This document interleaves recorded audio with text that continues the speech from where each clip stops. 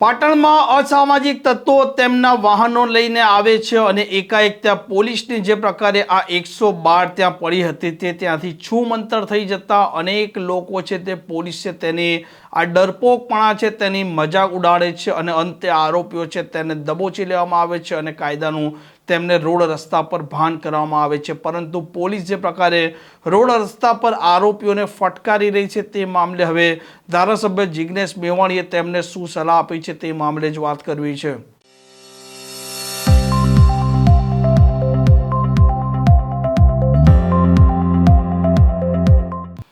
નમસ્કાર, આપ જોઈ રહ્યા છો હોટલાઇન ન્યૂઝ અને હું છું આપણી સાથે તોફિક ગાંચી। ગુજરાતમાં જે પ્રકારે ગૃહમંત્રી હર્ષ સંઘવી અનેક વખત કહી રહ્યા છે કે આ ગુનેગારો છે તે ખાખીથી પણ ડરવા જોઈએ અને પોલીસના દંડાથી પણ ડરવા જોઈએ અને તેમના વરઘોડા પણ નીકળશે અને તે લંગડાતા પણ ચાલશે અને ત્યાર પછી ગુજરાતની પોલીસ છે તે દિશામાં આગળ વધી રહી છે। વર્તમાન સમયમાં જે પ્રકારે ગુનેગારો વારંવાર ગુના આચરે છે અને ત્યાર પછી પોલીસ તેમને ઘટના સ્થળે લઈ જઈ ઘટનાનું રિકન્સ્ટ્રક્શન પંચનામું કરે છે તે મામલો હતો ત્યાં સુધી ઠીક છે, પરંતુ હવે પોલીસ છે તે કેટલાક કિસ્સામાં આરોપીઓ છે તેને જાહેર રોડ પર ફટકારે છે અને આ મામલે હવે અનેક લોકો તે આક્રોશ પણ વ્યક્ત કરી રહ્યા છે અને કાયદાનો મામલો પણ સમજાવી રહ્યા છે। હવે ધારાસભ્ય જિગ્નેશ મેવાણીએ સલાહ આપતા કહ્યું છે કે નાના પોલીસ કર્મચારીઓએ ધ્યાન રાખવું જોઈએ, કેમ કે મોટા પોલીસ કર્મચારીઓ આદેશ કરતા હોય છે તેમની પહોંચ ગાંધીનગર સુધી હોય છે અને જ્યારે મામલો કોર્ટમાં પહોંચે છે તે સમયે નાના પોલીસ કર્મચારીઓ મરી જતા હોય છે અને આ મામલે તેમણે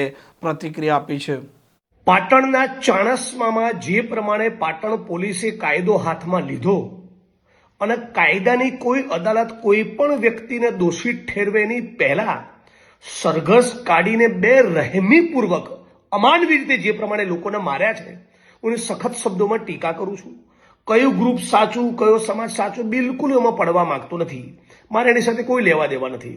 હું એટલું જ કહેવા માંગુ છું, પોલીસ તંત્ર ન્યાયતંત્ર એટલા માટે છે કે માણસની સામે એફઆઈઆર થાય, એની સામે ઇન્વેસ્ટિગેશન થાય, એની સામે ટ્રાયલ એટલે કે કેસ ચાલે અને પછી કોર્ટ સજા કરે। પોલીસ આ પ્રમાણે બેરહેમીપૂર્વક નાગરિકોના સરઘસ કાઢે, એની સાથે મારઝૂડ કરે, એ કોઈ પણ સંજોગોમાં આપણા બંધારણની મર્યાદા ના કહેવાય। હું માગણી કરું છું, જે પણ કસૂરવાર આમાં છે એની સામે પ્રોપર ઇન્વેસ્ટિગેશન થવું જોઈએ।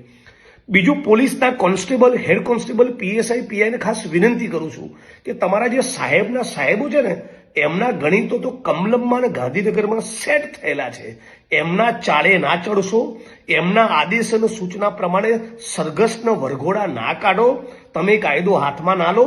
મેટર હાઈકોર્ટના સુપ્રીમમાં જશે તો તમને સસ્પેન્ડ કરશે ને તમને આરોપી બનાવશે, ઉચ્ચ અધિકારીઓને કંઈ નહીં થાય। એટલે હું માંગણી કરું છું કે સમગ્ર ગુજરાતની અંદર આ વરઘોડા કાઢવાવાળું કલ્ચર કાયમ માટે ખતમ થવું જોઈએ। આ પ્રમાણે પોલીસનો કાયદો હાથમાં લેવાનો કોઈ અધિકાર બનતો નથી। અને છેલ્લે, પાટણ પોલીસમાં આટલું બધું પાણી હોય તો આખા પાટણ જિલ્લામાં ચાલતા તમામ દારૂના અડ્ડા ચલાવનારા બુટલેગરો, જેટલા પણ લોકો ઇલીગલ માઇનિંગ કરે છે, જેટલા પણ જમીનના કોઠા કબાડા કરે છે, જેટલા પણ લોકો ચરસ ગાંજોનો ડ્રગ્સ વેચે છે, એ બધા જ બુટલેગરના માફિયાઓને એક લાઈનમાં ઊભા રાખીને બરાબર ઠોકો ને તો ખબર પડે। બુટલેગરોને તમારે છાવરવા છે અને એક ગ્રુપ બીજા ગ્રુપ સાથે અથડામણ કરે તો તમારે કાયદો હાથમાં લેવો છે। આ કોઈ પણ સંજોગોમાં ચલાવી લેવું જોઈએ નહીં। આમ ધારાસભ્ય જિગ્નેશ મેવાણીએ આ પોલીસ છે તેમને સલાહ આપી છે રોડ રસ્તા પર જે પ્રકારે આરોપીઓને દોરડે બાંધીને લઈ જવામાં આવે છે ત્યાં સુધી આ લોકો છે તે આ પોલીસ છે તેની કામગીરીની સરાહના કરે છે, પરંતુ કેટલાક પોલીસ કર્મચારી છે તે જાહેરમાં ફટકારે છે તે મામલે હવે જો મામલો કોર્ટમાં જાય તો તેમના માટે મુસીબત ઊભી થાય। આ પ્રકારના સમાચાર માટે હોટલાઇન ન્યૂઝ ચેનલને લાઇક, શેર અને સબસ્ક્રાઇબ કરવાનું ભૂલતા નહીં। નમસ્કાર। આવા પ્રકારના વિડીયો તમને જોવા ગમતા હોય તો હોટલાઇન ન્યૂઝ ચેનલને લાઇક, શેર અને સબસ્ક્રાઇબ કરો।